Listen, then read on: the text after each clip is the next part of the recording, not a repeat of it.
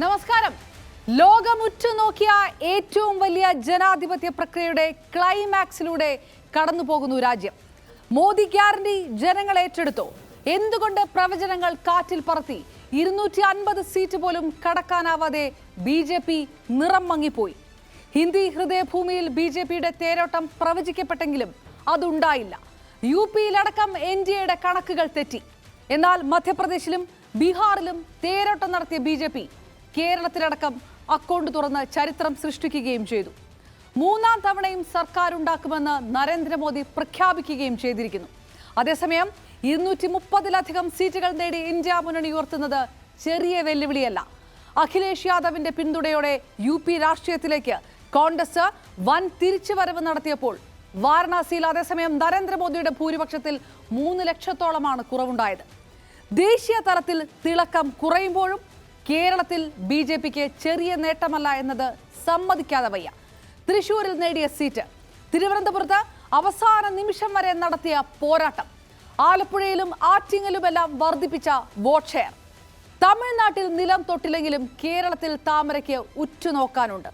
എന്നാൽ എങ്ങനെ BJP seat നേടിയെന്ന ചോദ്യം ഇരുതല മൂർച്ചയുള്ള വാളായി UDFും LDFും പരസ്പരം ഉന്നയിക്കുന്നു. ആലത്തൂരിൽ മാത്രമായി ഒതുങ്ങിയ ഇടത് കനൽ പാർട്ടിക്ക് മുന്നിൽ വെക്കുന്ന ചോദ്യങ്ങളും ചെറുതല്ല. സർക്കാർ രൂപീകരണത്തിനായി നിർണായക ചരടുവലികൾക്ക് ഡൽഹി വേദിയാകുന്ന അതേ സമയത്ത് കേരള രാഷ്ട്രീയം പുകയാൻ തുടങ്ങിയിരിക്കുകയാണ്. ലോക മലയാളി, പ്രവാസ ലോകം എങ്ങനെ മാർക്കിടുന്നു ഈ ജനവിധിയെ? പ്രവാസികൾ പ്രതികരിക്കുന്നു. സ്വാഗതം.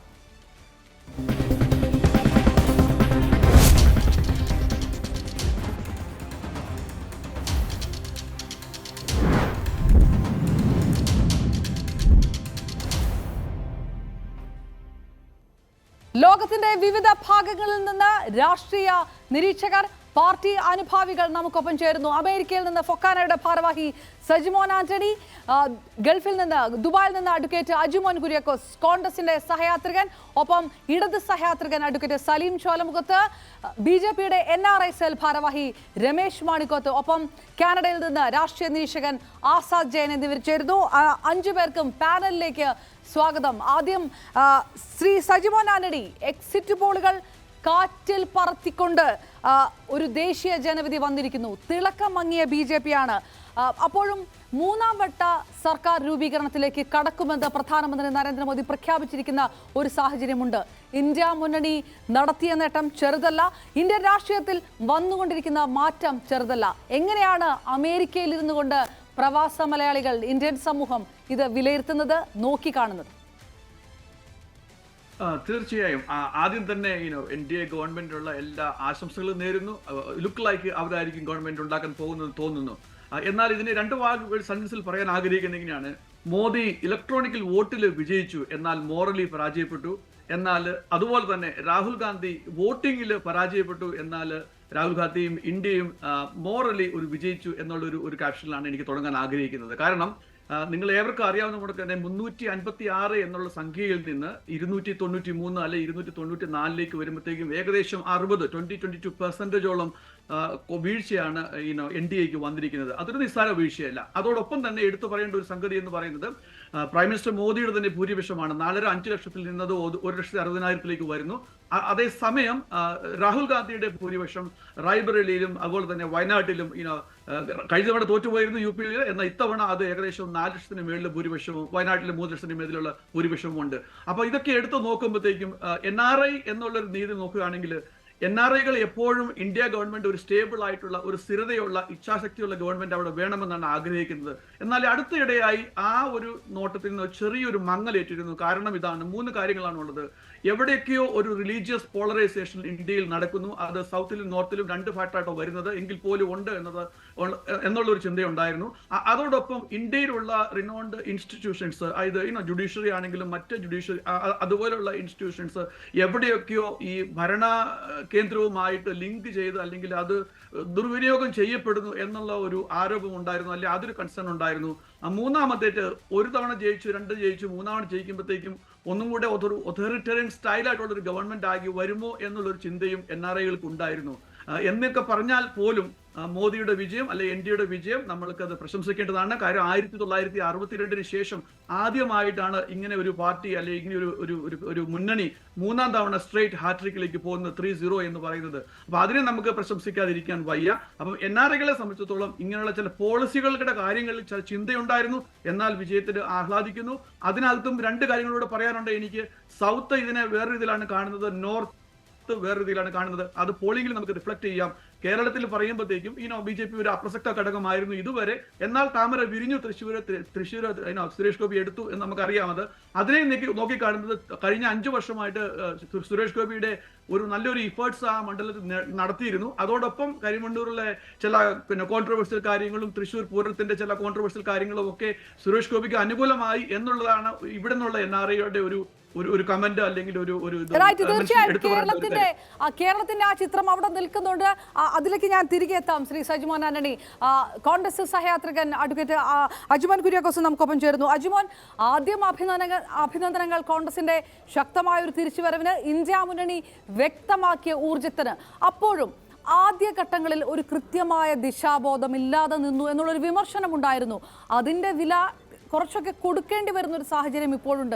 അങ്ങനെ ഒരു വിലയിരുത്തൽ കൂടി ഇതേ സമയത്ത് ഇന്ത്യ മുന്നണി നടത്തുന്നുണ്ടായിരിക്കില്ലേ? എങ്ങനെ നോക്കുന്നു? അല്ല, ഇതിനകത്ത് ആദ്യമായിട്ട് പറയട്ടെ, ഈ ഒരു ജനവിധിയെ കുറിച്ച് നമ്മൾ വിചിന്തനം ചെയ്യുകയാണെങ്കിൽ സ്വാഭാവികമായിട്ടും ആദ്യം നമ്മൾ മനസ്സിലാക്കേണ്ടത് ഏതൊരു വ്യക്തിയായിരുന്നാലും അല്ലെങ്കിൽ ഒരു ഭരണകർത്താവായിരുന്നാലും ശരി, അവരെ ഒരിക്കലും ഇതെല്ലാം ഒരു ടേക്ക് ഇറ്റ് ആസ് ഗ്രാൻഡഡ് എന്നുള്ള രീതിയിൽ ഒരിക്കലും എടുക്കാനായിട്ട് പാടില്ല. നമ്മൾ എന്താണ് കണ്ടുകൊണ്ടിരുന്നിരുന്നത്? നമ്മൾ ഈ തെരഞ്ഞെടുപ്പ് സമയത്ത് എന്തൊക്കെയാണ് കണ്ടത്? നമുക്ക് അധികം ഒന്നും ബാക്കിലേക്ക് പോകണ്ട. വെറും ഈ തെരഞ്ഞെടുപ്പിന്റെ കാലഘട്ടത്തിൽ 1 മുതൽ 7 വരെയുള്ള ഘട്ടങ്ങളിലുള്ള തെരഞ്ഞെടുപ്പ് കാലഘട്ടത്തിൽ എന്തൊക്കെയാണ് നമ്മളിവിടെ കണ്ടത്? ഇന്ത്യയിൽ കണ്ടത്, ഇന്ത്യ എന്ന് പറയുന്ന ഒരു സോവറിൻ സോഷ്യലിസ്റ്റ് ഡെമോക്രാറ്റിക് റിപ്പബ്ലിക് എന്ന് പറയുന്ന കൺട്രിക്കകത്ത് എന്തൊക്കെ തരത്തിലുള്ള വൃത്തികേടുകളാണ് കാണിച്ചുകൊണ്ടിരുന്നത്. ഡിവൈഡ് ആൻഡ് റൂൾ എന്ന് പറയുന്ന ബ്രിട്ടീഷുകാർ കൊണ്ടുവന്ന അതേ സിദ്ധാന്തം വീണ്ടും ശ്രീമാൻ മോഡി പ്രാബല്യത്തിൽ കൊണ്ടുവരിക. പല സംസ്ഥാനങ്ങളിലും പല തരത്തിൽ സംസാരിക്കുക. രാജസ്ഥാനിൽ നമ്മൾ കണ്ടു എന്തൊക്കെയാണ് സംസാരിച്ചിരുന്നത്. അതൊന്നും ഇവിടെ പറയാൻ പാടില്ലാത്തതുകൊണ്ട്, പറയാൻ താല്പര്യമില്ലാത്തതുകൊണ്ട് പറയാതിരിക്കുക. സൗത്ത് ഇന്ത്യയിൽ വന്നപ്പോൾ പറഞ്ഞത് വേറെ ഒന്ന്, നോർത്ത് ഇന്ത്യയിൽ വന്നപ്പോൾ പറഞ്ഞത് വേറെ ഒന്ന്. അപ്പൊ ഇങ്ങനെ ഞാൻ എന്ത് ചെയ്താലും ജനങ്ങൾ അത് അംഗീകരിക്കും, ജനങ്ങൾ അത് സ്വീകരിക്കും എന്നുള്ള ഒരു മിഥ്യയായ ധാരണ അത് അദ്ദേഹത്തിന്റെ മനസ്സിൽ ഇന്നും എന്നും കിടപ്പുണ്ട്. അതുകൊണ്ടാണ് പിന്നെ അഹങ്കാരം. ഏതെങ്കിലും ഒരു പ്രധാനമന്ത്രി, ഇന്ത്യയുടെ ഏതെങ്കിലും ഒരു പ്രധാനമന്ത്രി ഏതെങ്കിലും കാലഘട്ടത്തിൽ ഇത് എന്റെ ഗ്യാരണ്ടിയാണ് എന്ന് പറഞ്ഞിട്ടുണ്ടോ?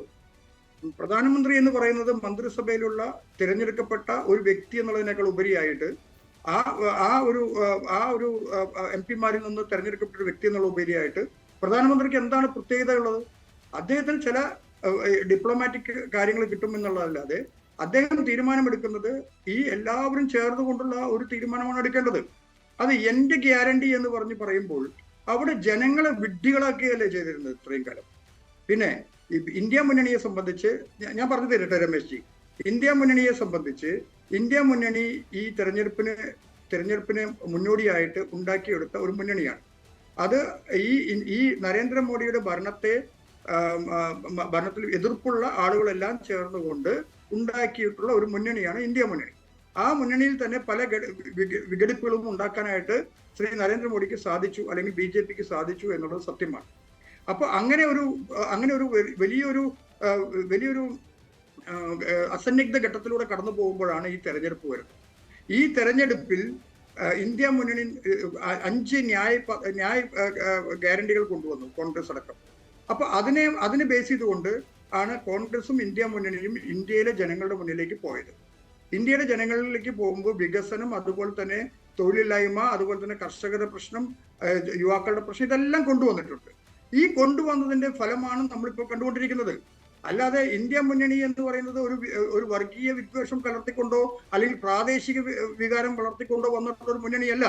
അപ്പൊ ഇവിടെ ഈ കഴിഞ്ഞ 10 വർഷങ്ങളായി വേരോടിക്കൊണ്ടിരിക്കുന്ന ഈ പ്രശ്നങ്ങളിൽ നിന്ന് ഈ ജനങ്ങളെ മോചിപ്പിക്കെടുക്കാനുള്ള ഒരു എളിയ ശ്രമം മാത്രമാണ് നിങ്ങൾ നടത്തിയിട്ടുള്ളത്. ജനങ്ങൾ അത് മനസ്സിലാക്കിയിട്ടുണ്ട്. നിങ്ങൾ വോട്ടിംഗ് ഷെയർ നോക്കുകയാണെങ്കിൽ കാണാം, ഏറ്റവും കൂടുതൽ മനസ്സിലാക്കിയത് ഉത്തർപ്രദേശിലെ ജനങ്ങളാണ്, രാജസ്ഥാനിലെ ജനങ്ങളാണ്, അതുപോലെ തന്നെ മറ്റുള്ള ബീഹാർ പോലെയുള്ള മറ്റുള്ള സംസ്ഥാനങ്ങളിലെ ജനങ്ങൾ അത് മനസ്സിലാക്കി കഴിഞ്ഞു, തമിഴ്നാട്ടിലെ ജനങ്ങൾ മനസ്സിലാക്കി കഴിഞ്ഞു. കേരളത്തിലെ ജനങ്ങൾ മനസ്സിലാക്കി കഴിഞ്ഞു. ഈ തരത്തിലുള്ള വർഗീയ വിദ്വേഷങ്ങൾ അല്ല നമുക്ക് വേണ്ടത്. ഇന്ത്യ എന്ന് പറയുന്ന ഇത്രയും വലിയൊരു ഡെമോക്രാറ്റിക് കൺട്രിക്കകത്ത് വേണ്ടത് ഇവിടുത്തെ ബേസിക് ആയിട്ടുള്ള പ്രശ്നങ്ങളെ മുൻനിർത്തിക്കൊണ്ട് ഒരു തെരഞ്ഞെടുപ്പ് നേരിടുക എന്നുള്ളത് ജനങ്ങൾ പഠിച്ചു കഴിഞ്ഞു. കഴിഞ്ഞ 10 വർഷമായിട്ട് അതിലേക്ക് കൂടുതൽ വിശദമായിട്ട് വരാം. അജിമോൻ, രമേശ് മാണിക്കോത്ത് കേരളത്തിൽ നടത്തിയ മുന്നേറ്റം, ആ ഒരു ചരിത്ര നേട്ടം അഭിനന്ദിക്കാതെ തരമില്ല. സ്വാഭാവികമായിട്ടും തിരുവനന്തപുരത്ത് അടക്കം നടത്തിയ ആ വളരെ ടൈറ്റ് ആയിട്ടുള്ള ഫൈറ്റിനെല്ലാം അഭിനന്ദനങ്ങളുണ്ട്. അതൊരു തിളക്കമുള്ളത് തന്നെയാണ്. പക്ഷേ അതേ സമയത്ത് ഹിന്ദി ഹൃദയഭൂമിയിൽ എന്ത് സംഭവിക്കുന്നു? അയോധ്യ അടക്കമുള്ള മണ്ഡലങ്ങളിരിക്കുന്ന ഉത്തർപ്രദേശിൽ എന്ത് സംഭവിക്കുന്നു? ചില ആശയങ്ങൾ ജനങ്ങൾ തള്ളിക്കളയുകയാണ് എന്ന് BJP മനസ്സിലാക്കുന്നുണ്ടായിരിക്കുമോ ഇപ്പോൾ? എല്ലാവർക്കും നമസ്കാരം. ഇത് ലോക NRI-കൾ വീക്ഷിക്കുന്ന ഒരു പരിപാടി ആയതുകൊണ്ട് ആദ്യമായിട്ട് എനിക്ക് പറയാനുള്ളത്, ഭാരതീയ ജനതാ പാർട്ടിക്ക് അല്ലെ NDAക്ക് വോട്ട് ചെയ്ത എല്ലാ മലയാളികൾക്കും ഞങ്ങളുടെ നന്ദി അറിയിക്കുകയാണ്. രണ്ടാമത് പോയിന്റിലേക്ക് വരുന്നത്, ഹിന്ദി ഹൃദയഭൂമിയിൽ BJPക്ക് വൻ നഷ്ടമുണ്ടായിരിക്കുന്നു എന്നുള്ള രീതിയിലാണ് അജി കുര്യാക്കോസും പറഞ്ഞത്. അപ്പോൾ ഹിന്ദി ഹൃദയഭൂമിയിൽ എവിടെയാണ് നഷ്ടങ്ങൾ ഉണ്ടായിട്ടുള്ളത്? നമുക്ക് ഓരോ അത്രയും സമയം നമുക്കില്ല. 14ഓളം സംസ്ഥാനങ്ങൾ, ഇന്ത്യയിലെ 14ഓളം സംസ്ഥാനങ്ങൾ തൂത്തുവാരിയത് BJP-യാണ് ഈ ഇലക്ഷനിൽ. പക്ഷേ BJPക്ക് നഷ്ടങ്ങൾ ഉണ്ടായിട്ടുണ്ട്. UP-യിൽ ഞങ്ങൾ പ്രതീക്ഷിച്ച 70ഓളം സീറ്റുകൾ ഞങ്ങൾ പ്രതീക്ഷിച്ചു, അവിടെ ഞങ്ങൾക്ക് നഷ്ടമുണ്ടായിട്ടുണ്ട്. അതുപോലെ തന്നെ മഹാരാഷ്ട്രയിൽ നഷ്ടങ്ങൾ ഉണ്ടായിട്ടുണ്ട്. ബാക്കി സംസ്ഥാനങ്ങൾ എടുത്ത് പരിശോധിച്ചാൽ വൻ നേട്ടമാണ് BJPക്ക്. 3 സംസ്ഥാന ഭരണം തന്നെ നമ്മൾ നേടിയിരിക്കുന്നു. ഒന്ന് NDA-യുടെ ചന്ദ്രബാബു നായിഡു നേതൃത്വത്തിൽ, മറ്റേ അരുണാചൽ പ്രദേശും ഇതും നമ്മൾ നേടിയിരിക്കുന്നു. അപ്പോൾ എവിടെയും ഭാരതീയ ജനതാ പാർട്ടിയെ സംബന്ധിച്ച് വലിയൊരു നഷ്ടമൊന്നും ഉണ്ടായിട്ടില്ല. പക്ഷെ ഈ 2-3 സംസ്ഥാനങ്ങളിൽ ചെറിയ വോട്ട് ഷെയർ, നമുക്ക് സീറ്റുകൾ കുറഞ്ഞിട്ടുണ്ട്. വോട്ട് കുറഞ്ഞിട്ട് അവിടെ സീറ്റുകൾ കുറഞ്ഞിട്ടുണ്ട്. അവിടെ സീറ്റ് നഷ്ടപ്പെടാനുള്ള കാരണം അവിടെയുള്ള അഖിലേഷ് യാദവിന്റെ സമാജ്വാദി പാർട്ടി, RJD ഇതുപോലുള്ള ഈ കൂട്ടുമുന്നണി ഉണ്ടാക്കിയത് കൊണ്ടാണ് നമുക്ക് അവിടെ വോട്ട് കുറഞ്ഞത്. അല്ലാതെ ഭാരതീയ ജനതാ പാർട്ടിയുടെ നയങ്ങളെയോ ഭരണത്തിന് എതിരായിട്ടുള്ള ഒരു വികാരമോ മോദിക്കെതിരായിട്ടുള്ള ഒരു വികാരമോ ഇന്ത്യയിൽ എവിടെ ഉണ്ടായിട്ടില്ല. മറ്റൊരു കാര്യം നോക്കേണ്ടത്, ഇവര് പറയുന്ന ബാലികേറാമലിയായ സൗത്തിൽ നിങ്ങൾ നോക്കൂ, കർണാടകയിൽ കോൺഗ്രസ് ഭരിക്കുകയാണ്. ഇപ്പൊ ഒരു 4-5 മാസം മുന്നെയാണ് ഇവർ ഭരണത്തിൽ വന്നത്. അവിടെ ഇനി ജനങ്ങൾക്ക് വാരി കോരി കൊടുക്കാൻ അവരുടെ നികുതി പണം ഒന്നുമില്ല, കാര്യമായിരിക്കുകയാണ്, ഖജനാവ് അങ്ങനെ വാരി കൊടുത്തിരിക്കുകയാണ്. എന്നിട്ട് പോലും അവിടെ BJP-യുടെ തേരോട്ട കർണാടകത്തിൽ നിങ്ങൾ മനസ്സിലാക്കണം. ആന്ധ്രയിൽ, തെലുങ്കാനയിൽ, തമിഴ്നാട് ഞങ്ങൾക്ക് അത്ര ശക്തിയുള്ള ഒരു സ്ഥലമല്ല. എങ്കിൽ കൂടിയും വലിയൊരു ഫൈറ്റ് ഉണ്ടാക്കാൻ കോയമ്പത്തൂരിൽ ശ്രീ അണ്ണാമലയ്ക്ക് കഴിഞ്ഞു. പിന്നെ കേരളത്തിന്റെ കാര്യത്തിൽ നമുക്കറിയാം, കഴിഞ്ഞ എല്ലാ ചർച്ചകളിലും ശ്രീ അജി കുര്യാക്കോസിന്റെ പാർട്ടിയാവട്ടെ, ഇടതുമുന്നണിയുടെ പാർട്ടിയാവട്ടെ, അവർ വന്നിട്ട് എന്താ പറയുന്നത്? ഇത് പ്രബുദ്ധ കേരളമാണ്, ഇവിടെ ഒന്നും വേവില്ല, ഞങ്ങൾ വേവിച്ചെടുത്തിരിക്കുന്നു. അത് മാത്രമല്ല, സുരേഷ് ഗോപിയുടെ ഒരു വിജയം മാത്രമല്ല, കേരളത്തിൽ അങ്ങോളം ഇങ്ങോളം ഓരോ മണ്ഡലങ്ങൾ എടുത്താലും 50,000 60,000 വോട്ട് വിഹിതം വർദ്ധിപ്പിച്ചിരിക്കുന്നു. എന്റെ മണ്ഡലം കണ്ണൂർ മണ്ഡലമാണ്. ഞാൻ അവിടെ 32 ദിവസം വർക്ക് ചെയ്ത ശ്രീ രഘുനാഥ് NDA BJP-യുടെ സ്ഥാനാർത്ഥി, 1,20,000-ഓളം വോട്ട് അദ്ദേഹം, 5% വോട്ടാണ് അദ്ദേഹം കൂടുതൽ വെച്ച്. അതുപോലെ ആലപ്പുഴ 10% വോട്ട്, ആറ്റിങ്ങൽ, ഇങ്ങനെ നിരവധിയായ, പാലക്കാട്, ഇങ്ങനെ നിരവധിയായ മണ്ഡലങ്ങളിൽ BJP അതിന്റെ സാന്നിധ്യം അറിയിച്ചു. ജനങ്ങൾ തിരിച്ചറിഞ്ഞിരിക്കുന്നു ഇവരുടെ കള്ളപ്രചരണങ്ങൾ, വർഗീയ പ്രചരണങ്ങൾ. എവിടെയാണ് ഞങ്ങൾ വർഗീയ പ്രചരണം നടത്തിയത്? 1ഉം 2ഉം ഘട്ടങ്ങളിൽ അവകാശപ്പെടാൻ കേരളത്തിലെ, ഞാൻ പറഞ്ഞു, കേരളത്തിലെ അത് തള്ളിക്കളയുന്നില്ല.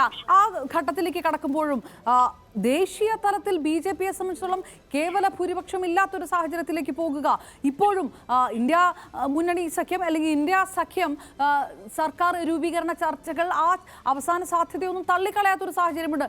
സ്വാഭാവികമായിട്ടും ഒരു വിയർത്ത് നിൽക്കുന്ന ഒരു സ്ഥിതി BJP-ക്ക് ഉണ്ടായിരിക്കുന്നു. ഉത്തർപ്രദേശിൽ ചെറിയ തിരിച്ചടിയല്ല എന്ന് പറയുന്നത്. ഉത്തർപ്രദേശിന്റെ പ്രചാരണം ആര് നയിച്ചു? നരേന്ദ്രമോദി, യോഗി, അമിത്ഷാ. അയോധ്യ വിഷയമായ സ്ഥലം, അയോധ്യ വിഷയമായ സംസ്ഥാനം, പ്രധാനമായി വോട്ട് അതിന് വരും എന്ന് BJP പ്രതീക്ഷിച്ച ഒരു സ്ഥലം. ചില തിരിച്ചടികൾ എന്ന് പറയുന്നത് നിങ്ങൾക്ക് തിരുത്തേണ്ടതായ ഒന്നും അതിനകത്തില്ല എന്ന് കരുതുന്നത് എങ്ങനെയാണ് ശ്രീ രമേശ് മാണിക്കോത്ത്? തിരിച്ചടികൾ ഞങ്ങൾ തള്ളിക്കളഞ്ഞിട്ടൊന്നുമില്ല. ഞാൻ ആദ്യമേ പറഞ്ഞു, UP-യിലെ ഞങ്ങൾക്ക് ലഭിക്കേണ്ടുന്ന 70ഓളം സീറ്റുകൾ ഞങ്ങളുടെ പ്രതീക്ഷയിലുള്ളതാണ്. ഞങ്ങൾ അതാണ് 370 പറഞ്ഞത്, ഈ 70 കൂടെ ചേർത്തിട്ടാണ്. പിന്നെ 400 പറഞ്ഞത് അത് നമ്മൾ ആഗ്രഹമാണ്, അത് നമ്മളെ സ്ട്രാറ്റജിയാണ്, ഇലക്ഷൻ സ്ട്രാറ്റജിയാണ്. പക്ഷെ 370 കിട്ടും എന്നുള്ള ഒരു നിശ്ചയദാർഢ്യം ഞങ്ങൾക്ക് ഉണ്ടായിരുന്നു. അതിൽ UP-യും മഹാരാഷ്ട്രയിലുള്ള വൻ നഷ്ടം നമുക്ക് ഉണ്ടായിട്ടുണ്ട്. UP-യിൽ മാത്രം 35ഓളം സീറ്റുകൾ നമുക്ക് നഷ്ടപ്പെട്ടിട്ടുണ്ട്. ആ നഷ്ടപ്പെട്ട അത് ഇന്ത്യ മൊത്തം. എന്നാൽ മോദിക്കെതിരെയുള്ള ഒരു വികാരമില്ല, ആന്റി ഇൻകംബൻസി ഇല്ല, ആന്റി മോദി ഫീൽ ഡീലിംഗ് ഇല്ല, ഒന്നുമില്ല. വാരണാസിയിൽ ഭൂരിപക്ഷം കുറഞ്ഞത് ബിജെപി അത് കാണുന്നുണ്ടായിരിക്കുമോ? വാരണാസിയിൽ ഭൂരിപക്ഷം കുറഞ്ഞത് അത് കാണുന്നുണ്ടായിരിക്കുമോ? സീറ്റ് കുറഞ്ഞിട്ടുണ്ട്. യു.പിയിലെ 30 രമേശ് മാണിക്കോത്ത്, വാരണാസിയിൽ ഭൂരിപക്ഷം കുറഞ്ഞത് ഞെട്ടിപ്പിക്കുന്ന ഒരു കാഴ്ചയായിരുന്നു. അത് ബിജെപി മനസ്സിലാക്കുന്നുണ്ടായിരിക്കുമോ?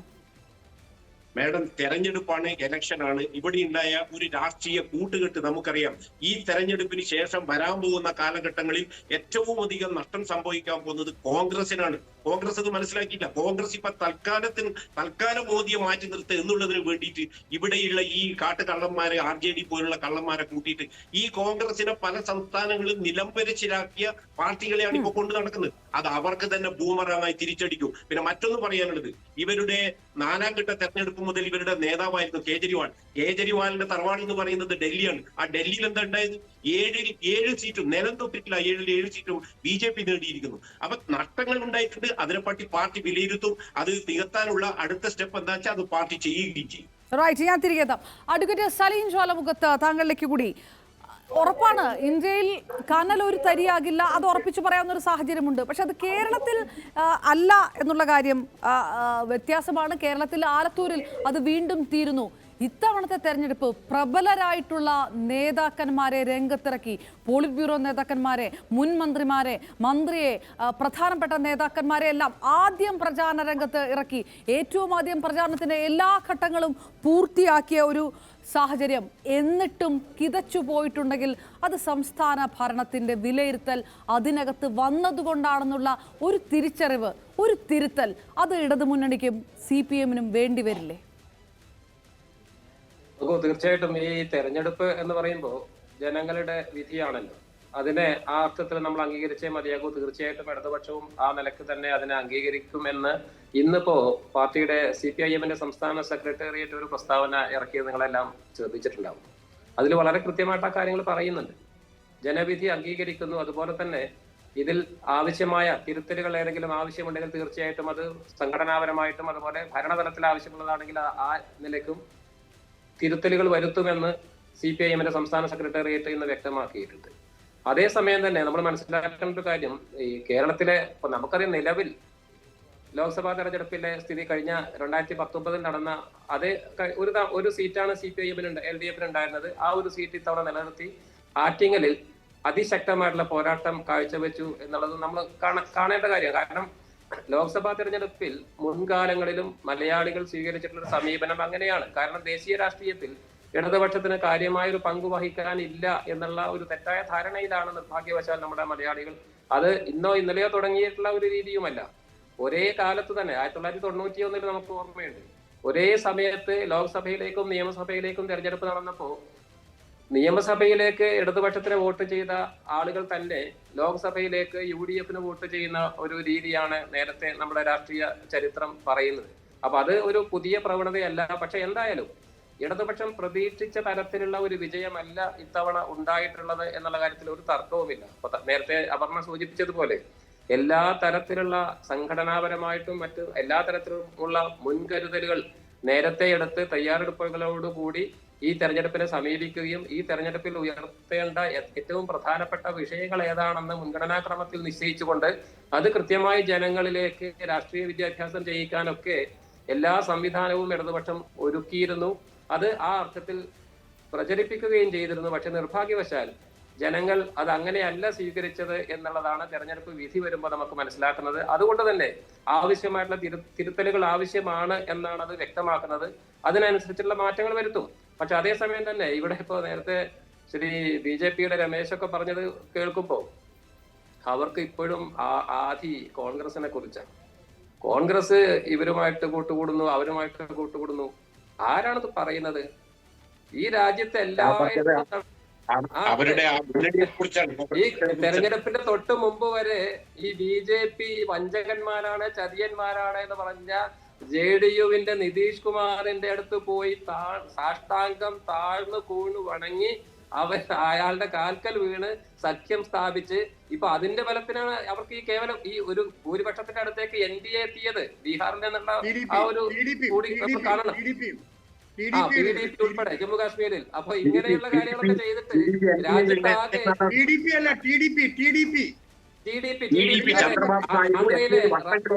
ആന്ധ്രയിലെ നായിഡുവിനൊക്കെ എതിരായിട്ട് എന്തൊക്കെയാണ് കോൺഗ്രസ്സുകാർ പറഞ്ഞു നടന്നിരുന്നത് നമ്മളെല്ലാവരും കേട്ടതാണ്. പക്ഷെ അതെല്ലാം തൽക്കാലത്തേക്ക് മാറ്റിവെച്ചുകൊണ്ട്, കേവല രാഷ്ട്രീയ നേട്ടത്തിന് വേണ്ടി അതെല്ലാം മാറ്റിവെച്ചുകൊണ്ട് നാട്ടിലെമ്പാടും നടന്ന് സഖ്യമുണ്ടാക്കിയിട്ട് ഇപ്പോ മറ്റുള്ളവർ സഖ്യമുണ്ടാക്കിയതിനെ കുറിച്ച് വേവലാതിപ്പെടുക ഏതായാലും നല്ലത്. പക്ഷെ ഒരു കാര്യം നമ്മൾ മനസ്സിലാക്കേണ്ട കാര്യമുണ്ട്.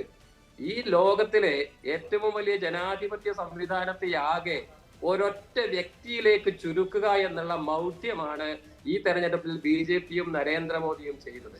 മോദിയുടെ ഗ്യാരണ്ടി എന്ന് മോദി നാഴികക്ക് 40 വട്ടം ഇങ്ങനെ ഉരുവിട്ട് നടക്കുകയായിരുന്നു. അങ്ങേയറ്റം ലജ്ജാകരമായിട്ടുള്ള ഒരു നിലപാടായിരുന്നു. അത് മാത്രമല്ല, ഇപ്പൊ ഇദ്ദേഹം പറഞ്ഞല്ലോ, കേരളം പ്രബുദ്ധമാണ്, ആ പ്രബുദ്ധ കേരളത്തെ ഞങ്ങൾ പ്രബുദ്ധ കേരളം അല്ലാതാക്കി എന്നാണ് രമേശ് പറഞ്ഞത്. നിങ്ങൾ ശ്രദ്ധിച്ചിട്ടുണ്ടാവും. അപ്പോ അവിടെയാണ് പ്രശ്നം. അതെ, താമര വിരിയിച്ചു എന്ന് പറഞ്ഞാൽ ആ പ്രബുദ്ധ നിങ്ങൾ ആട്ടിനെ പട്ടിയാക്കൽ CPM സ്റ്റൈലാണ്. ഞാൻ പറഞ്ഞത് നിങ്ങൾ പറയാറുണ്ട്, നിങ്ങളും അജീബ് കുര്യയൊക്കെ ചർച്ചയിൽ പറയാറുണ്ട് പ്രബുദ്ധ കേരളമാണ്, ഇവിടെ താമര വിരിയില്ലെന്ന്. അവിടെ നമ്മൾ താമര വിരിയിച്ചു. അതെ, ഞാനിപ്പോഴും അവിടെ തന്നെ പറയുന്നത്. ഇവിടെ ഈ താമര ഇതുപോലെ നിയമത്ത് ഇതിന് മുമ്പ് ഒരു തെരഞ്ഞെടുപ്പിൽ നിങ്ങൾ വിരിയിച്ചിരുന്നല്ലോ. അത് കഴിഞ്ഞ തെരഞ്ഞെടുപ്പിൽ നമ്മൾ അക്കൗണ്ട് ക്ലോസ് ചെയ്തതാണ്. അപ്പൊ എങ്ങനെയാണ് ഇങ്ങനെ ഇടപെടല്ലോ ദൈവം പ്ലീസ്. എങ്ങനെയാണ് തൃശ്ശൂരിൽ താമര വിരിഞ്ഞത് എന്ന് കണക്കുകൾ വളരെ വ്യക്തമാണ്. ഇതിലിപ്പോ പരസ്പരം കുറ്റപ്പെടുത്തേണ്ട കാര്യമൊന്നുമില്ല. 1,00,000 വോട്ട് UDFന് കുറഞ്ഞു, ആ 1,00,000 വോട്ട് BJPക്ക് അധികം. നമുക്ക് അതൊരു വലിയ വിഷയമുണ്ട്. കേരളത്തിലൊരു വിഷയം ഒരു വശത്ത് നിൽക്കുന്നുണ്ട്. പക്ഷേ സലീം ജോണമുത്ത്, ഞാൻ ഒരൊറ്റ വാക്കാണ് ചോദിക്കുന്നത്. ഞാൻ ആദ്യം ചോദിച്ച ചോദ്യത്തിന് താങ്കൾ ഉത്തരം പറഞ്ഞില്ല. സംസ്ഥാന സർക്കാരിന്റെ ഒരു വിലയിരുത്തൽ ഇതിനകത്തുണ്ട് എന്ന് ഇപ്പോഴും ഈ ഒരു സീറ്റിനകത്ത് നിൽക്കുമ്പോൾ അത് ഇടതുപക്ഷം മനസ്സിലാക്കുന്നുണ്ടാവുമോ? അത് അംഗീകരിക്കുന്നുണ്ടായിരിക്കുമോ? അതോ അങ്ങനെ ഒന്നില്ല, അങ്ങനെ ഒരു വിലയിരുത്തൽ അല്ല നടന്നിരിക്കുന്നത് എന്ന് തന്നെ ആവർത്തിച്ചു പറയുന്നു? ചുരുക്കവാക്കുകൾ. അല്ല, ഒരിക്കലും അങ്ങനെയല്ലല്ലോ. ഞാൻ പറഞ്ഞല്ലോ, ഭരണതലത്തിലോ സംഘടനാ തലത്തിലോ ഏതെങ്കിലും മാറ്റങ്ങൾ തിരുത്തലുകൾ ആവശ്യമാണെങ്കിൽ അത് വരുത്തുമെന്ന് കൃത്യമായി പറഞ്ഞിട്ടുണ്ട്. തീർച്ചയായിട്ടും ഈ സംസ്ഥാന സർക്കാരിൽ നമുക്കറിയാം ദേശീയ തെരഞ്ഞെടുപ്പാണ്, ലോക്സഭയിലേക്കുള്ള തെരഞ്ഞെടുപ്പാണ്, കേന്ദ്ര ഗവൺമെന്റിനെ തെരഞ്ഞെടുക്കാനുള്ള തെരഞ്ഞെടുപ്പാണ്, കഴിഞ്ഞ നിലവിലുള്ള കേന്ദ്ര ഗവൺമെന്റിന്റെ വിലയിരുത്തൽ നടത്തിയിട്ടുള്ള തെരഞ്ഞെടുപ്പാണ്. സ്വാഭാവികമായിട്ടും സംസ്ഥാനത്തെ ജനങ്ങൾ ഒരുപക്ഷെ സംസ്ഥാന സർക്കാരിനെ കൂടി അതിന്റെ ഭാഗമാക്കിയിട്ടുണ്ടോ ഇല്ലയോ എന്നുള്ള കാര്യങ്ങളൊക്കെ വിശദമായിട്ട് നമുക്ക് വിലയിരുത്തിയിട്ട് മനസ്സിലാക്കേണ്ട കാര്യമാണ്. അഥവാ അങ്ങനെ സംഭവിച്ചിട്ടുണ്ടെങ്കിൽ തീർച്ചയായിട്ടും അതിൽ ആവശ്യമായിട്ടുള്ള തിരുത്തലുകൾ ഇടതുപക്ഷം വരുത്തിയിട്ടുണ്ട്. കാരണം 2019 ഇതുപോലെ ഒരൊറ്റ സീറ്റ് മാത്രമാണ് ഇടതുപക്ഷം ജയിച്ചിരുന്നത്. പക്ഷെ പിന്നീട് നടന്ന 2020 തദ്ദേശ തെരഞ്ഞെടുപ്പിലും 2021 നിയമസഭാ തെരഞ്ഞെടുപ്പിലും ആ തിരിച്ചടിയിൽ നിന്ന് പാഠം ഉൾക്കൊണ്ട് ജനങ്ങളെ മനസ്സിലാക്കി ജനങ്ങളെ കൂടെ നിർത്തി ഉജ്ജ്വലമായ വിജയം നേടിയിട്ടുള്ള അനുഭവവും പാരമ്പര്യവും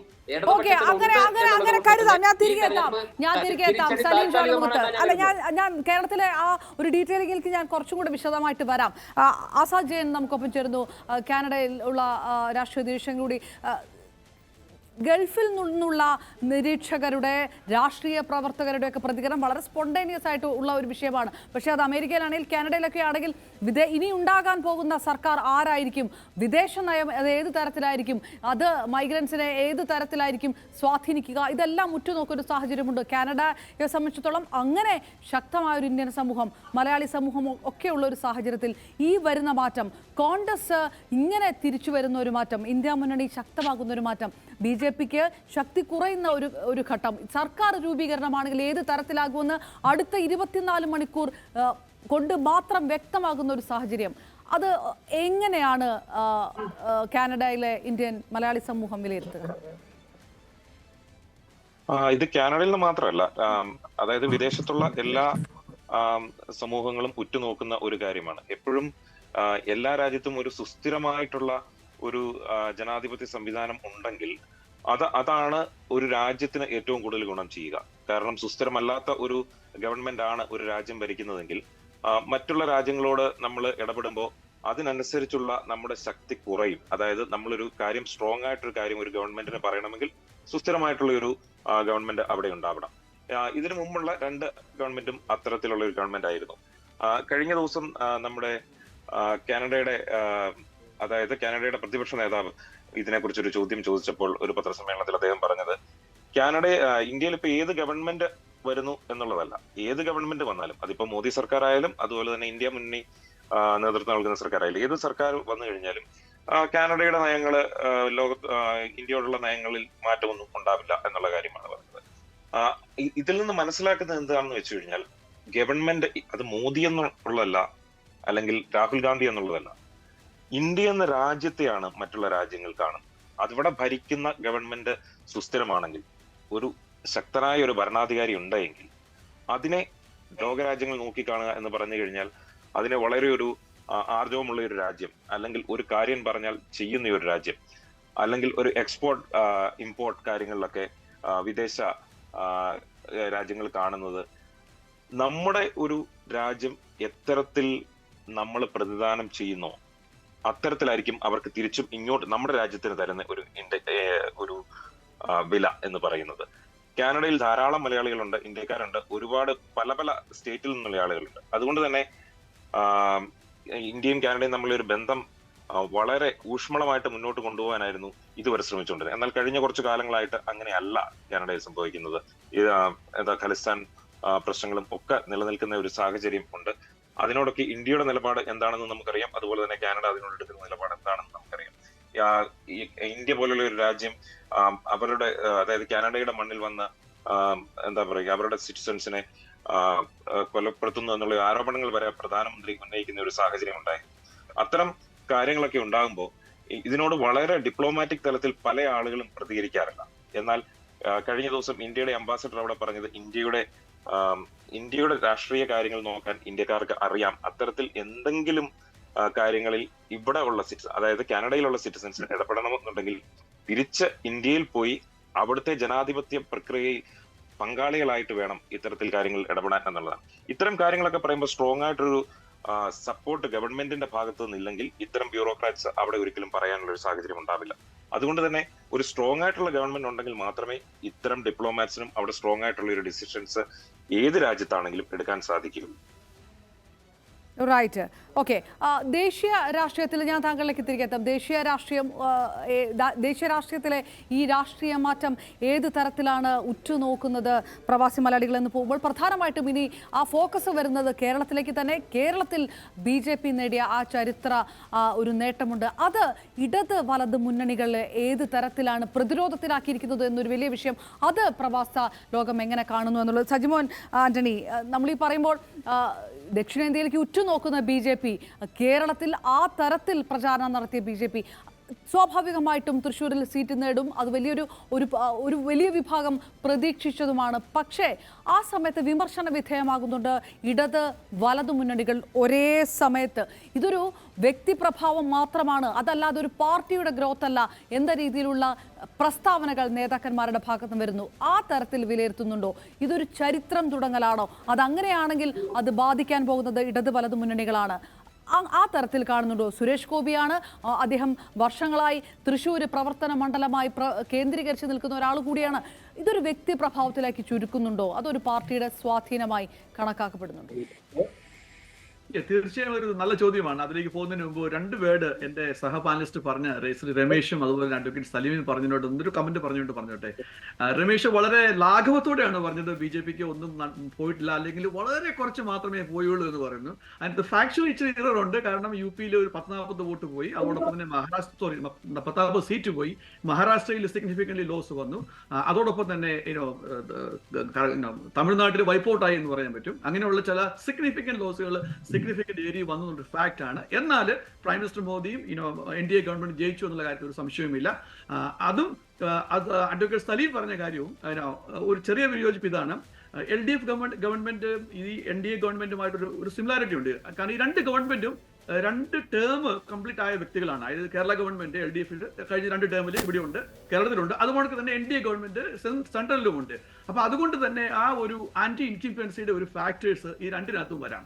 എന്നാൽ രണ്ട് ഗവൺമെന്റിലെ ആൾക്കാരും കാൻഡിഡേറ്റ്സിൽ നിർത്തിയത് വളരെ സ്ട്രോങ് കാൻഡിഡേറ്റ്സ് ആയിരുന്നു. LDFന്റെ എല്ലാ കാൻഡിഡേറ്റ്സും വളരെ സ്ട്രോങ് ആയിട്ടുള്ള കാൻഡിഡേറ്റ്സ് ആയിരുന്നു. മിനിസ്റ്റർ ആയിട്ടുള്ളതായിരുന്നു, അല്ലെങ്കിൽ ഒരു CM കാറ്റഗറിയിലുള്ള വരാൻ പ്രാപ്തരായ കാൻഡിഡേറ്റ്സ് ഒക്കെ ഉണ്ടായിരുന്നു. എന്നാൽ പോലും അവരുടെ സ്ഥിതി മെച്ചപ്പെട്ടിട്ടില്ല എന്നുള്ളത് ഒരു വസ്തുതയാണ്. അതോടൊപ്പം ഒരു ചെറിയൊരു കമന്റ് കൂടെ. എപ്പോഴും കേരളത്തിൽ 18 സീറ്റ് UDF കിട്ടാറില്ല, അല്ലെങ്കിൽ ഇന്ത്യ മുന്നണിക്ക് കിട്ടാറില്ല.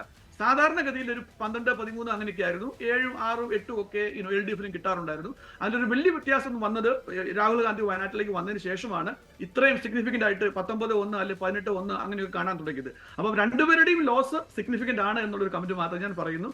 ഇനി ചോദ്യത്തിലേക്ക് വരാം.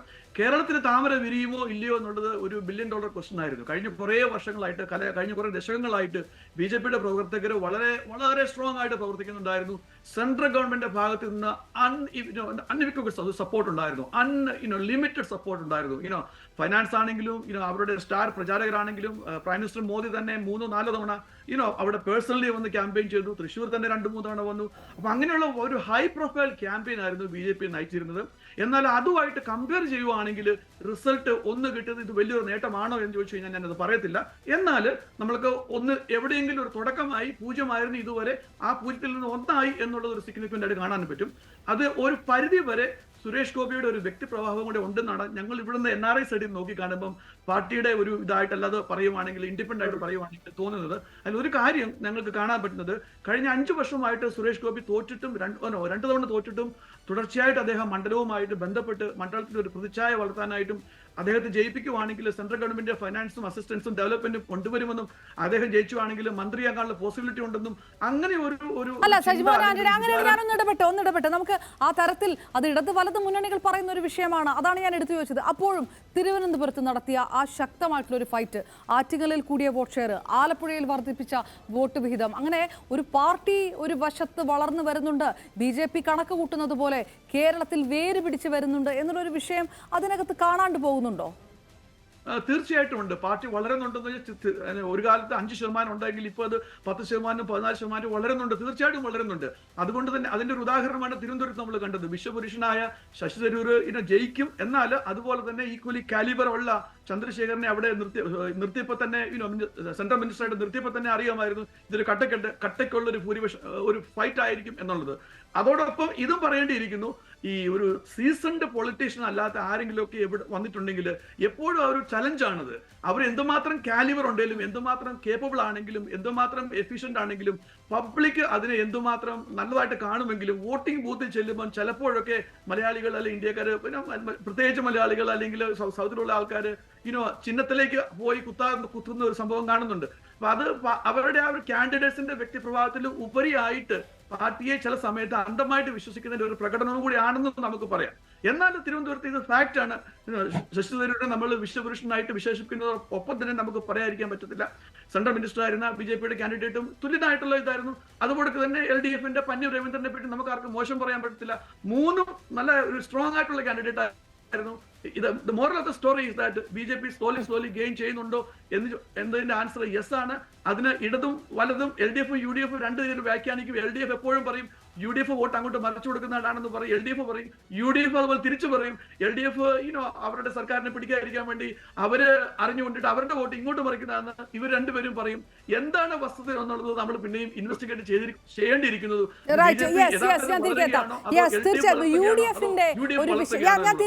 സജിമോൻ ആന്റണി, അഡ്വക്കേറ്റ് രാജ്മോഹൻ കുര്യാക്കോസ്, UDF-നെ സംബന്ധിച്ചിടത്തോളം BJP സീറ്റ് തുറന്നിരിക്കുന്നു, ഒരു സീറ്റ് ഉറപ്പിച്ചിരിക്കുന്നു, അക്കൗണ്ട് തുറന്നിരിക്കുന്നു. പോയത് UDF-ന്റെ സീറ്റാണ്, കോൺഗ്രസിന്റെ സീറ്റാണ്.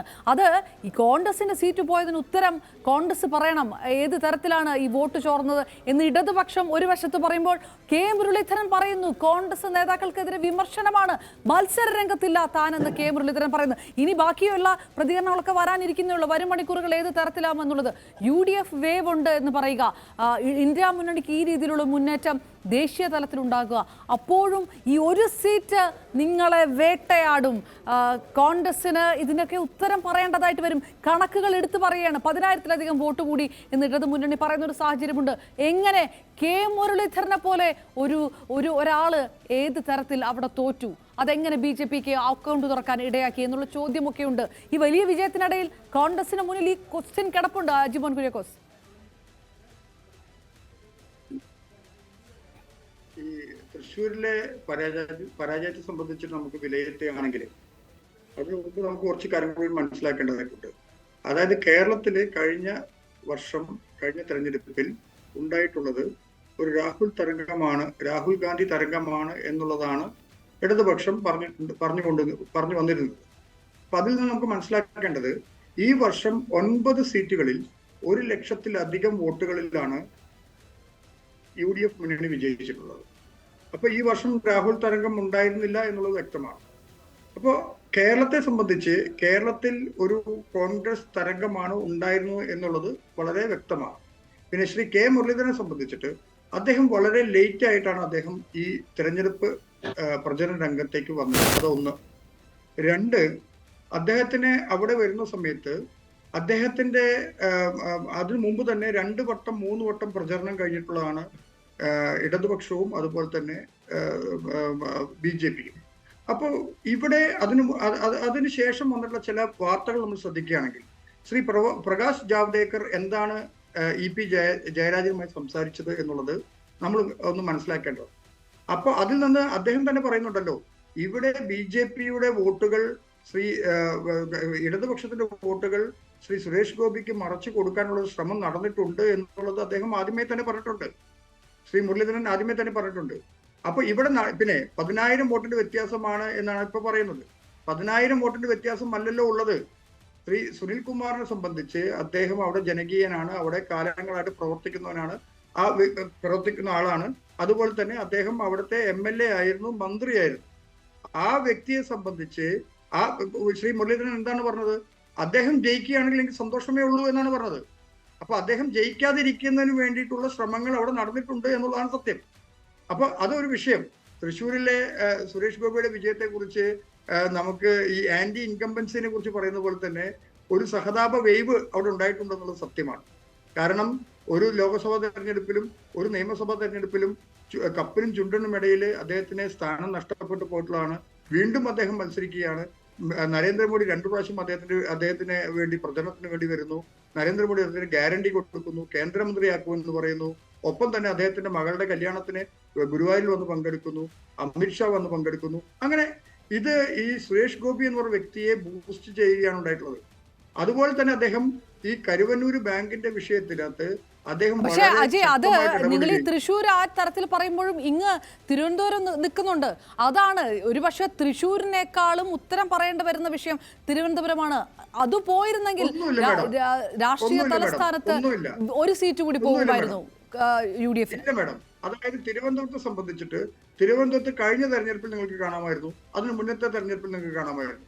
2 തെരഞ്ഞെടുപ്പിലും ശശി തരൂർ എന്ന് പറയുന്ന വ്യക്തി അദ്ദേഹം ഫോട്ടോ ഫിനിഷിംഗ് ആണ് നടത്തിയിട്ടുള്ളത്.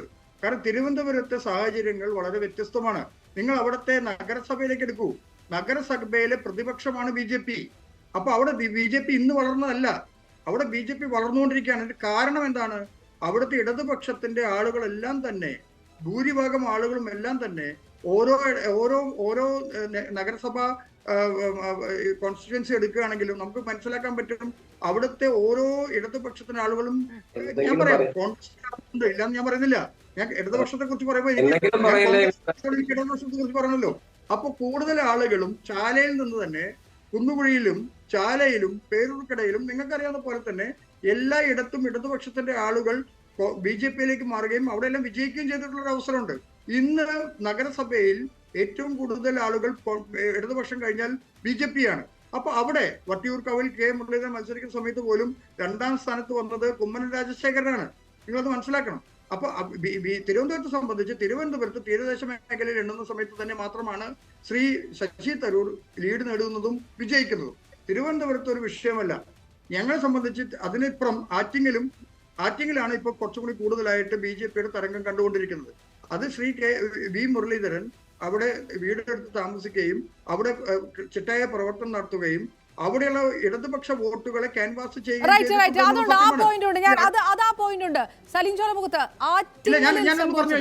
ഒന്ന് പറഞ്ഞു കഴിഞ്ഞോട്ടെ മാഡം, എനിക്ക് 2 മിനിറ്റ് കൂടി തരണം.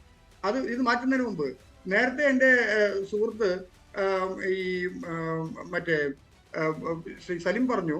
അദ്ദേഹം പറഞ്ഞതെന്ന് വെച്ച് കഴിഞ്ഞാല് ഇവിടെ കേരളത്തിൽ ഒരു തരംഗവുമില്ല, കേരളത്തിൽ നടന്നിരിക്കുന്നത് എന്താ പറഞ്ഞ ചിട്ടയായ അവർക്ക് പറയാൻ സാധിക്കുന്നില്ല, അദ്ദേഹത്തിന് പറയാൻ സാധിക്കുന്നില്ല. എങ്കിൽ അദ്ദേഹത്തിന്റെ നേതാവ് ശ്രീ MA ബേബി പറഞ്ഞതാണ് ഇവിടെ കുടുംബത്തിൽ നടന്നിട്ടുള്ള പ്രശ്നങ്ങൾ വളരെ വ്യക്തമായിട്ട് ഇന്ന് ഉച്ചയ്ക്ക് അദ്ദേഹം ഒരു ചാനലിൽ വന്നിരുന്ന് പറയുന്നത് കുടുംബത്തിന്റെ പ്രവർത്തനങ്ങളും കൂടി പരിശോധിക്കണം എന്ന് അദ്ദേഹം പറഞ്ഞിട്ടുണ്ട്. അവിടെ ജയിച്ചത്, ആലപ്പുഴയിൽ ജയിച്ചത്, പത്തനംതിട്ടയിൽ ജയിച്ചത് തോറ്റതാരാണ്? ശ്രീ തോമസ് ഐസക്. കേരളത്തിലെ ഏറ്റവും അറിയപ്പെടുന്ന എണ്ണം പറഞ്ഞ ഒരു ഇടതുപക്ഷ നേതാവും താത്വികനും അതുപോലെ തന്നെ അദ്ദേഹം കേരളത്തിന്റെ ഫിനാൻസ് മിനിസ്റ്ററുമായിരുന്നു. അദ്ദേഹമാണ് അവിടെ പത്തനംതിട്ടയിൽ തോറ്റത്. അപ്പോൾ അതുപോലെ തന്നെ ഏറ്റവും ശക്തരായ സ്ഥാനാർത്ഥികളെ നിലനിർത്തിക്കൊണ്ട് തന്നെ ഈ ഇലക്ഷനിൽ മത്സരിച്ച ഇടതുപക്ഷത്തെ സംബന്ധിച്ച് ഇടതുപക്ഷം തോൽക്കുന്നതിന് കാരണം എന്താണെന്നുള്ളത് പിണറായി വിജയൻ എന്ന് പറയുന്ന കേരളത്തിന്റെ മുഖ്യമന്ത്രി ശ്രീ പിണറായി വിജയന്റെ കെടുകാര്യസ്ഥതയും ആഭ്യന്തര വകുപ്പിന്റെ തളർച്ചയും ആഭ്യന്തര വകുപ്പിന്റെ കെടുകാര്യസ്ഥതയുമാണ് ഇന്ന് കേരളത്തിലെ ജനങ്ങളെ അവർക്കെതിരെ തിരിഞ്ഞു. സമയവർഷം കൊണ്ട് സലിം ചോലമുഖത്ത് 1-2 മണ്ഡലങ്ങൾ ആറ്റിങ്ങൽ, ഈ പറഞ്ഞതുപോലെ തന്നെ ആറ്റിങ്ങലിൽ നടത്തിയത് വളരെ ടൈറ്റ് ആയിട്ടുള്ള ഒരു മത്സരം. ഒരു കാലത്ത് ഇടതുപക്ഷത്തിന്റെ കോട്ടയായിരുന്ന ഒരു സ്ഥലം തിരിച്ചു പിടിക്കൽ ഉണ്ടായില്ല. ഇനി പാലക്കാട് ഒന്ന് പോകുക. പാലക്കാട് എന്ത് സംഭവിച്ചിരിക്കുന്നു? വിജയരാഘവനെ പോലെ ശക്തമായ ഒരാളെ ഇറക്കിയിട്ട് CPM-ന്റെ ശക്തി കേന്ദ്രങ്ങളിൽ പോലും ആ ശക്തി തെളിയിക്കാൻ കഴിയാത്തൊരു സാഹചര്യം. ഇതെല്ലാം നടക്കുമ്പോൾ അതിനിടയിൽ തൃശ്ശൂർ നിൽക്കുന്നു, BJP സീറ്റ് ഉറപ്പിക്കുന്നു. സംസ്ഥാന സർക്കാരിന് ഒരു പങ്കുമില്ല എന്ന് കരുതി കൈ കഴുകി നിൽക്കാൻ കഴിയാത്ത അവസ്ഥ. തൊട്ടപ്പുറത്തോട്ട് പോയാൽ തമിഴ്നാട്ടിലിതാ BJP-യെ നിലം തൊടിക്കില്ല എന്ന് പറയുന്ന ഒരു സ്റ്റാലിൻ ഒരു വശത്ത് നിൽക്കുകയാണ്. ഇപ്പോഴിതാ ഫൈനൽ റിസൾട്ട് വരുമ്പോൾ BJP-യും ഒരേ സീറ്റ് നിലയിൽ, ഇടതുപക്ഷവും ഒരേ സീറ്റ് നിലയിൽ. അംഗീകരിക്കുന്നിടത്ത് രാഷ്ട്രീയപരമായിട്ട് ഒരു നാണക്കേട് അത് തോന്നുന്നില്ലേ? നോക്കൂ, ഇതിൽ നമ്മൾ കാണേണ്ട ഒരു കാര്യം, ഒന്ന്, ഈ BJP കേരളത്തിൽ അക്കൗണ്ട് തുറന്നു, ലോക്സഭാ സീറ്റിൽ വിജയിച്ചു എന്നുള്ളത് തീർച്ചയായിട്ടും ഒരു ഇടതുപക്ഷ സഹയാത്രികൻ എന്നുള്ള നിലയ്ക്ക് എനിക്ക് വലിയ വിഷമം ഉണ്ടാക്കുന്നു. മാത്രമല്ല, ഒരു ശരാശരി മലയാളി എന്നുള്ള നിലയ്ക്ക് ഒരു വിഷമം ഉണ്ടാക്കുന്ന കാര്യമാണ്. അത് വേറെ ഒന്നും കൊണ്ടല്ല, ഒരു BJP മറ്റൊരു രാഷ്ട്രീയ പാർട്ടി അങ്ങനെ വന്നു എന്നുള്ളത് കൊണ്ട് മാത്രമല്ല. ഈ കൃത്യമായി ഭൂരിപക്ഷ വർഗീയതയെ വളരെ പരസ്യമായിട്ട് തന്നെ പ്രധാനമന്ത്രി ഉൾപ്പെടെയുള്ള ആളുകൾ വർഗീയതയിൽ മാത്രം അഭിരമിച്ചുകൊണ്ട്, അതിനെ മാത്രം ആശ്രയിച്ചുകൊണ്ട് തെരഞ്ഞെടുപ്പ് ക്യാമ്പയിൻ നടത്തിയിട്ടുള്ള ഒരു സമയത്താണ് നമ്മളിപ്പോൾ ജീവിക്കുന്നത്.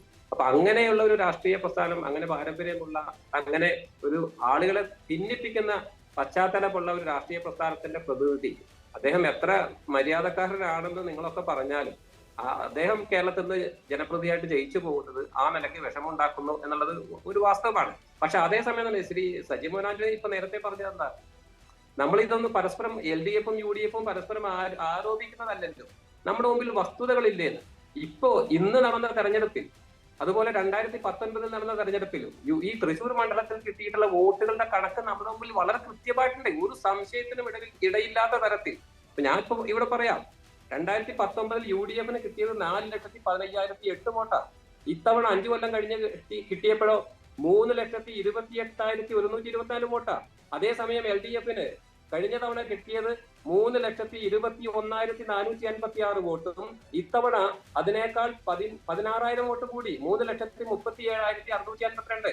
അതേസമയം BJP-ക്ക് കഴിഞ്ഞ തവണ 2,93,822 വോട്ട് കിട്ടിയപ്പോ അത് 1,00,000-ലധികം വോട്ട് വർദ്ധിപ്പിച്ച 4,12,338 എന്ന് വെച്ചാൽ UDF-ന്റെ 1,00,000-ലധികം വോട്ട് 1,00,000-ഓളം വോട്ട് കുറഞ്ഞുപോയി. BJP 1,00,000-ലധികം വോട്ട് അധികം നേടി. ഇടതുപക്ഷത്തിനാണെങ്കിൽ കഴിഞ്ഞ തവണ കിട്ടിയതിനേക്കാൾ കുറച്ചുകൂടി അധികം വോട്ട് കിട്ടി. അപ്പൊ ഇവിടെ കാര്യങ്ങൾ വളരെ വ്യക്തമല്ലേ?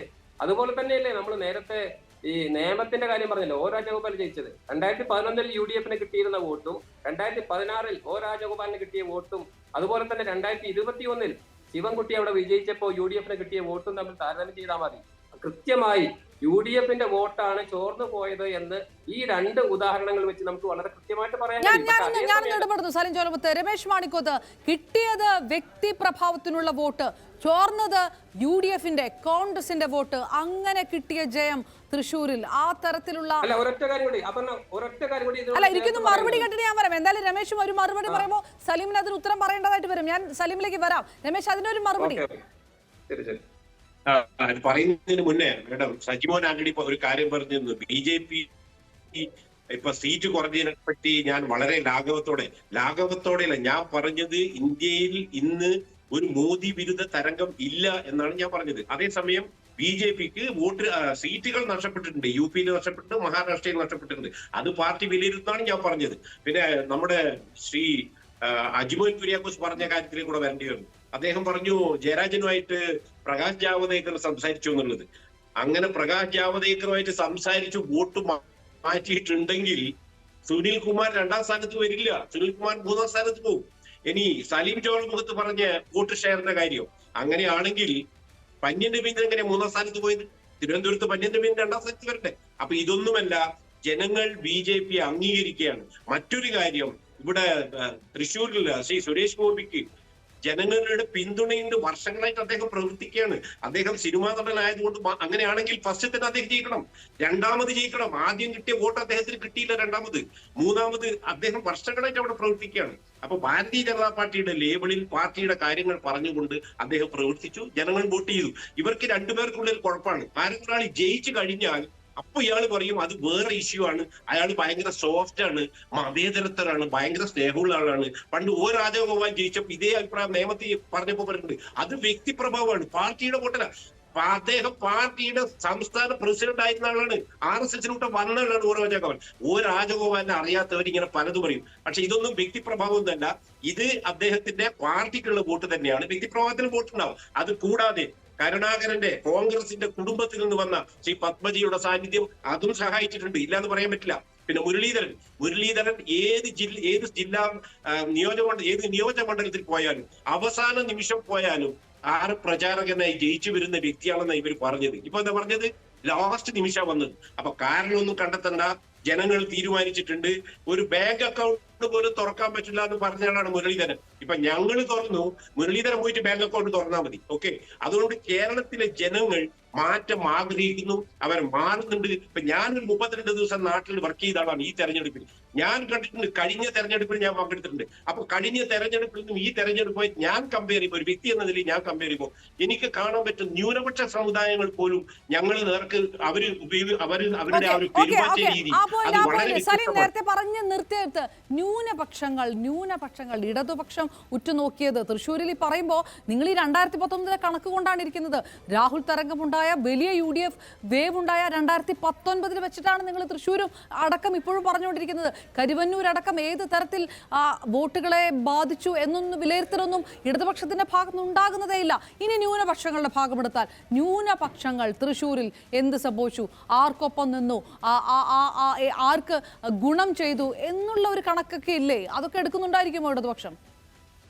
ഇവിടെയാണ് ഞാൻ പറയുന്നത്, നേരത്തെ ശ്രീ അജി പറഞ്ഞല്ലോ, ഞങ്ങളെ സംബന്ധിച്ച് ഇടതുപക്ഷം പരാജയപ്പെട്ടു. ഞങ്ങൾ ആ പരാജയം അംഗീകരിക്കുകയാണ്. തീർച്ചയായിട്ടും ഞങ്ങൾ അതിന്റെ കാരണങ്ങൾ കണ്ടെത്തുകയും അതിനാവശ്യമായിട്ടുള്ള നടപടി സ്വീകരിക്കുകയും ചെയ്യും, ഒരു സംശയമില്ല. പക്ഷേ ഇവിടെ നമ്മൾ മനസ്സിലാക്കുന്ന കാര്യം, ഇപ്പോ ഇടതുപക്ഷക്കാര് പിന്നെ 19 സ്ഥാനാർത്ഥികൾ തോറ്റല്ലോ. ആരെങ്കിലും ഒരാള് ഇപ്പൊ മുരളീധരൻ പറഞ്ഞതുപോലെ ഞാൻ ഇനി ആ പാർട്ടിയിലേക്കില്ല, ഞാൻ പൊതുരംഗത്തേക്കില്ല, ഞാൻ ഇനി മത്സരിക്കില്ല, ഞാൻ എന്റെ പാർട്ടി മീറ്റിംഗുകളിൽ പങ്കെടുക്കില്ല എന്ന് പറഞ്ഞോ? ആരും പറഞ്ഞില്ലല്ലോ. അതാണ് മിനിമം ഇടതുപക്ഷവും വലതുപക്ഷവും തമ്മിലുള്ള ഒരു വ്യത്യാസം. അത് ആദ്യം നമ്മൾ മനസ്സിലാക്കുക.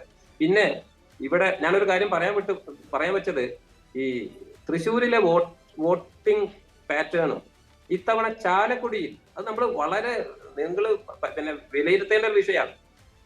ഈ കേരളത്തിലെ മിക്കവാറും എല്ലാ മണ്ഡലങ്ങളിലും ഇത്തവണ BJPക്ക് വോട്ട് ഷെയർ കൂടുകയാണ് ചെയ്തത്. അതേസമയം വളരെ വിചിത്രമായ ഒരു സംഭവം ഈ ചാലക്കുടി മണ്ഡലത്തിൽ കഴിഞ്ഞ തവണ 2019 15.57% വോട്ട് ഷെയർ ഉണ്ടായിരുന്ന BJPക്ക് ഇത്തവണ 4.4%, ഏതാണ്ട് ഇപ്പൊ 11.18% മാത്രമാണ്. 4.4% വോട്ട് ചാലക്കുടിയിൽ ഇത്തവണ കുറഞ്ഞു. ചാലക്കുടിയിൽ മത്സരിച്ച കോൺഗ്രസിന്റെ സ്ഥാനാർത്ഥി ബെന്നി ബെഹനാൻ തൃശ്ശൂരിലെ ഇപ്പൊ നിങ്ങൾ ഈ അപർണ പറഞ്ഞ ന്യൂനപക്ഷങ്ങളുണ്ടല്ലോ, ഇതുമായിട്ടൊക്കെ എന്തെങ്കിലും ബന്ധമുണ്ടോ എന്ന് കാര്യകാരണ സഹിതം നിങ്ങൾ മാധ്യമപ്രവർത്തകർ ഉൾപ്പെടെയുള്ള ആളുകൾ അന്വേഷിക്കുന്നത് കൗതുകകരമായിരിക്കും. അവിടെ കോൺഗ്രസിനകത്തുള്ള ഉൾപ്പിരിവുകൾ ഇപ്പോഴും കോൺഗ്രസിനകത്ത് നിന്നുകൊണ്ട് BJPയെയും സംഘപരിവാറിനെയും സഹായിക്കുന്ന ആളുകൾ കേരളത്തിൽ ഉണ്ടോ ഇല്ലയോ എന്നുള്ളത് നമുക്ക് അതിലൂടെ വ്യക്തമാകും. പിന്നെ പൊതുവെ നമുക്കറിയാം, കേരളത്തിലെ ന്യൂനപക്ഷങ്ങൾ, അത് മുസ്ലിം വിഭാഗത്തിൽപ്പെട്ട ആളുകളാകട്ടെ, ക്രിസ്ത്യൻ വിഭാഗത്തിൽപ്പെട്ട ആളുകളാവട്ടെ, അവർ പരമ്പരാഗതമായിട്ട് തന്നെ ഇടതുപക്ഷത്തോട് ചേർന്ന് നിൽക്കുന്ന ഒരു സമീപനമല്ല എടുത്തിട്ടുള്ളത്. വളരെ അപൂർവ തെരഞ്ഞെടുപ്പുകളിൽ മാത്രമാണ് ഇടതുപക്ഷത്തോട് ന്യൂനപക്ഷങ്ങളിലെ ഒരു വിഭാഗം ചേർന്ന് നിന്നിട്ടുള്ളത്.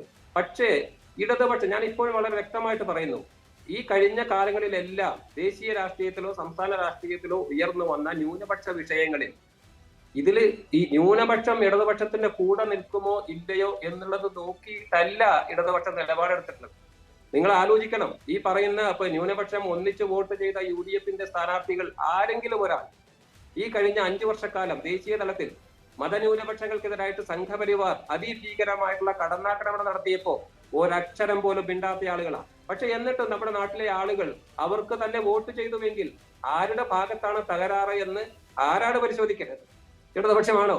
തീർച്ചയായിട്ടും ഇടതുപക്ഷം പരിശോധിക്കും. പക്ഷെ ഇടതുപക്ഷത്തിന് ഇക്കാര്യത്തിൽ വളരെ പ്രഖ്യാപിതമായിട്ടുള്ള നിലപാടുണ്ട്. കമ്മ്യൂണിസ്റ്റുകാരെ സംബന്ധിച്ച് ആഗോള തലത്തിൽ തന്നെ അവരെടുക്കുന്ന നിലപാട് സമൂഹത്തിന്റെ പുറമ്പോക്കിലേക്ക് വലിച്ചെറിയപ്പെട്ട ജനവിഭാഗങ്ങൾ ആര് തന്നെ ആയാലും അവരുടെ കൂടെ നിൽക്കുക, അവർക്ക് ഏതായാലും സലിം ജോർജ്, രാഷ്ട്രീയ ചോദ്യങ്ങളൊന്നും അവസാനിക്കുന്നില്ല. വരും മണിക്കൂറുകളിൽ അത് ഏതൊക്കെ തരത്തിലുള്ള പരാമർശങ്ങൾ ഇനി വരും? ഈ പറഞ്ഞതുപോലെ ഇടതുപക്ഷത്തിന്റെ ഭാഗത്തു നിന്നൊന്നും പറഞ്ഞിട്ടില്ല എന്ന് വരുമ്പോഴും അതൊക്കെ ഇനിയും സമയമുണ്ട്. അത് ആ വിശകലനങ്ങൾക്കൊക്കെ ഇനിയും സമയം ബാക്കി കിടക്കുന്ന ഒരു സാഹചര്യമുണ്ട്.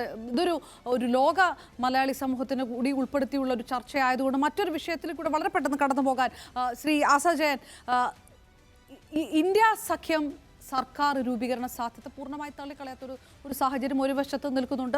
അത് ഒരു വശത്ത് നിൽക്കുകയാണ്. ഓഹരി വിപണി കൂപ്പുകുത്തിയ ഒരു കാഴ്ച ഒരു വശത്തുമുണ്ട്.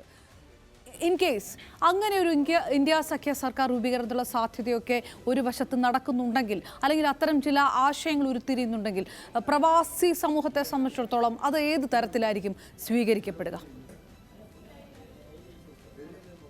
തീർച്ചയായിട്ടും ഇന്ത്യയിൽ ഏത് ഗവൺമെന്റ് വന്നു കഴിഞ്ഞാലും അത് പ്രവാസി സമൂഹത്തിന് ഏതെങ്കിലും തരത്തിൽ ബാധിക്കുന്ന ഒരു കാര്യം. ഇതിപ്പം കഴിഞ്ഞ ഒരു 10 വർഷമായിട്ട് സുസ്ഥിരമായിട്ടുള്ള ഒരു ഗവൺമെന്റ് നമുക്കുണ്ടായിരുന്നു. അത് BJP ഗവൺമെന്റ് ആയിരുന്നു. അതിന്റെ ഒരു ഭരണത്തിന്റെ കീഴിലായിരുന്നു നമുക്കുണ്ടായിരുന്നത്. അതിന് മുമ്പുള്ള ഒരു കാലം ഒരു കൂട്ടുകക്ഷി സർക്കാരിന്റെ കാലമായിരുന്നു. അങ്ങനെ വരുന്ന സമയത്ത് മറ്റ് പല പാർട്ടികളുടെയും ഒരു ഗ്രൂപ്പിനെ കൂടി ഉൾപ്പെടുത്തിക്കൊണ്ട് പോകേണ്ട ഒരു കാര്യം ഇപ്പോഴത്തെ ഇന്ത്യ മുന്നണിക്കുണ്ട്. ഇപ്പൊ ഇന്ത്യ മുന്നണിക്ക് ഇപ്പോൾ അതിനുള്ള സീറ്റുകളായില്ല, പക്ഷെ ചർച്ചകൾ നടക്കുന്നുണ്ട്.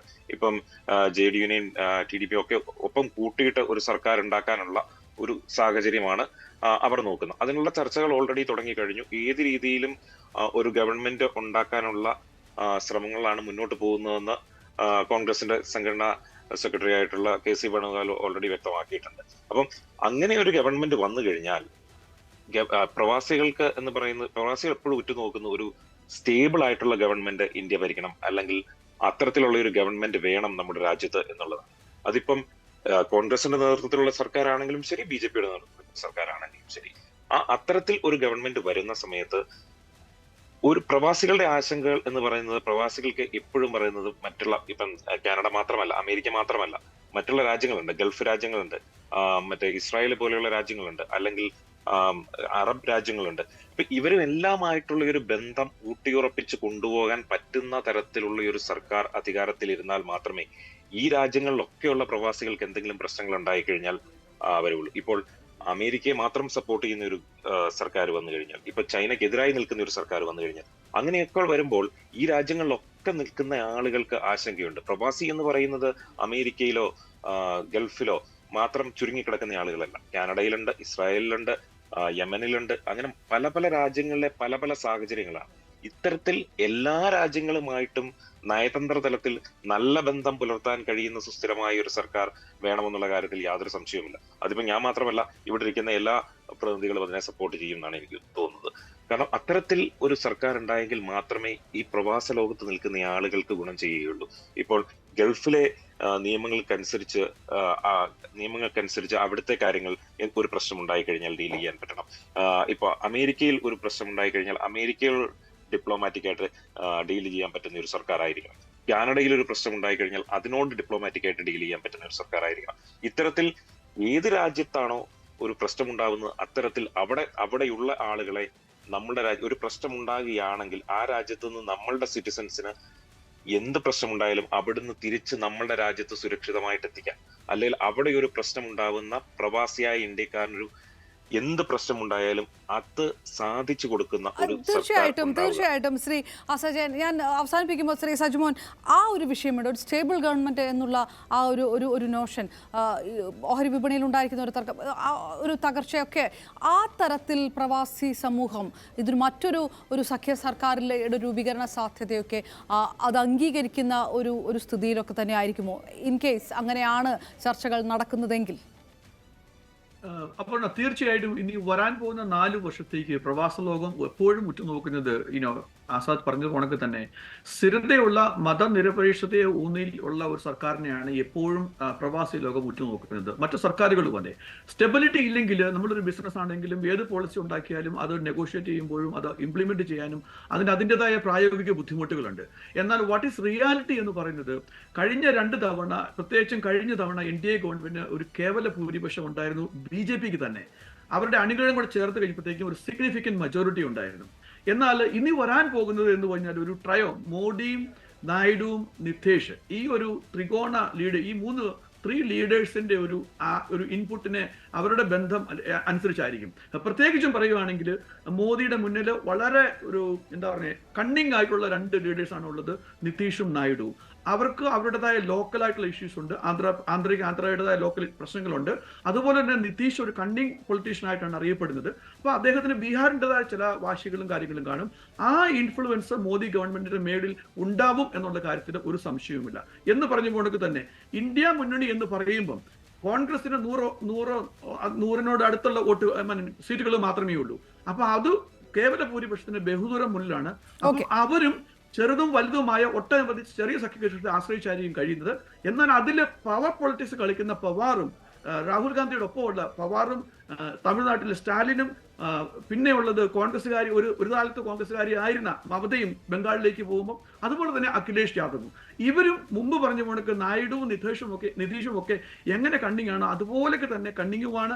അതുപോലൊക്കെ തന്നെ റീജിയണൽ പവർ പ്ലേ ചെയ്യുന്ന ആൾക്കാരുമാണ്.